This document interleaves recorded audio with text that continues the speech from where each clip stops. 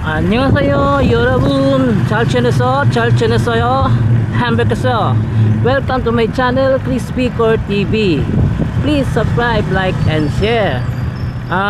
Nandito tayo dumaan sa Katulon ng Pequeño. Tingnan natin yung itong segment dito kasi nag-launch na sila ng girder sa pangatlong capping. So tingnan natin ang capping.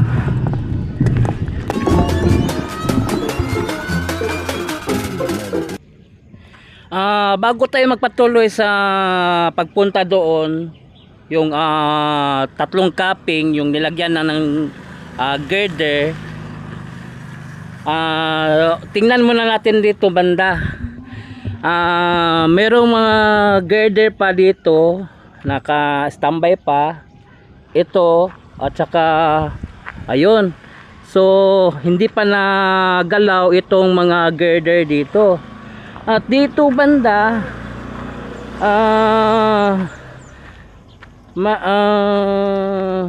magwa-widening dito, tapos nilagyan ng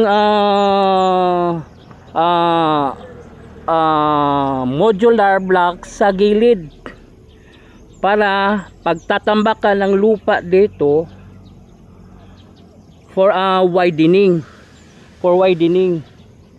Ito, tatambakan ito ng lupa for widening.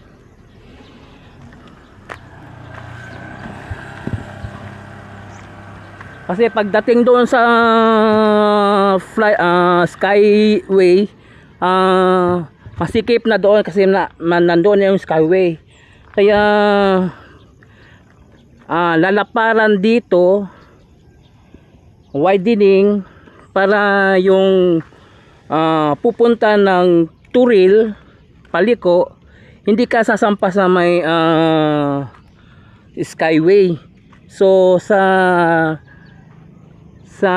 right ka dadaan kung punta ka sa Paturil, at kung galing ka naman sa Bangkal, doon ka naman punta sa may sa gilid ng skyway, papakyat dito sa Katulon ng Pequeño.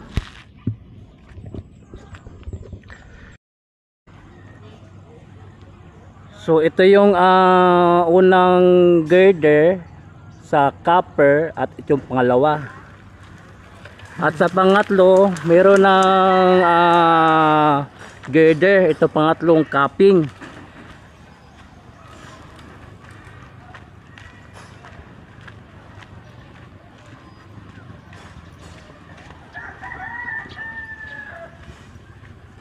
Kaya lang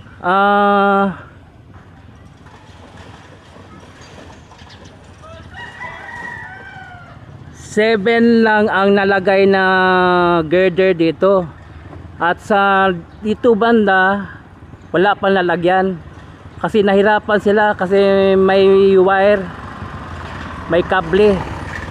So mahirap sila sa pag-execute sa paglagay ng girder dito banda. Ito na side.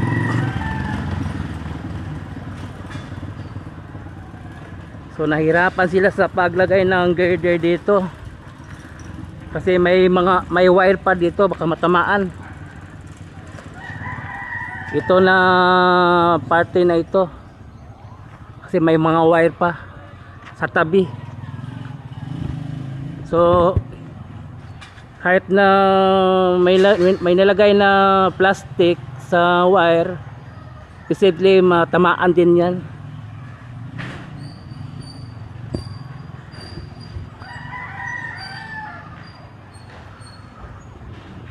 Pero ayos na rin, nalagyan na rin ng girder itong pangatlong copper.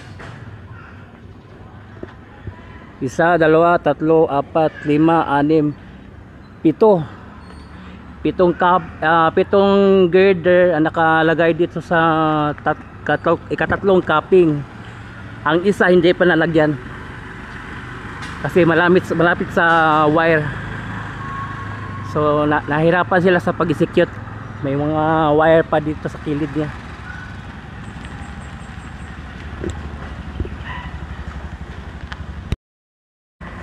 Ito yung situation, oh.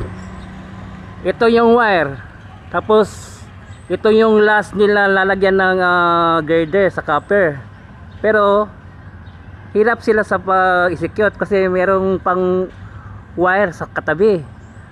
Okay lang pag-angat ng girder, pero ito pag ikot ng crane, sigurado matatamaan itong mga wire sa tabi ng girder. So hirap sila sa pag-execute nito. Sana naman sa Davao Light papansin ito para matapos na ang project dito. Tuloy-tuloy doon sa baba patungo sa kanto ulas.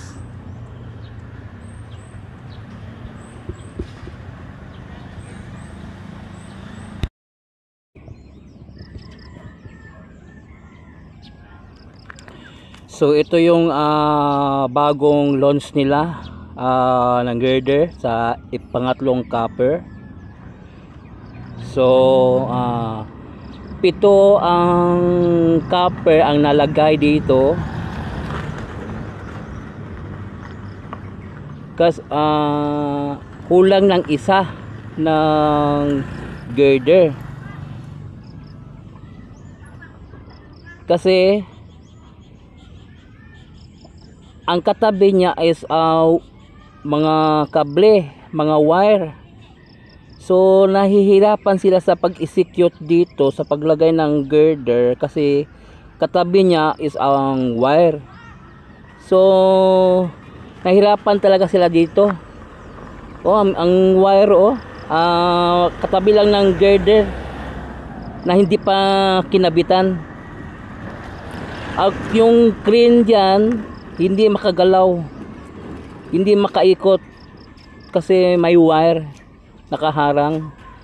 Sana naman pansinin itong wire kung maaari pwede tanggalin kasi nahihirapan sila sa pag-execute ng wire dito, ng paglagay ng girder.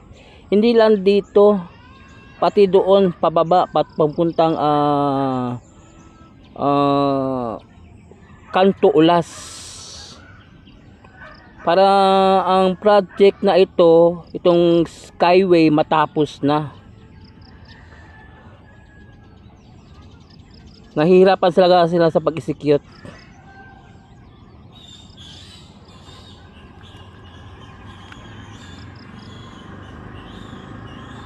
Problem talaga ito, oh. Hindi makagalaw ang mag-construct dito.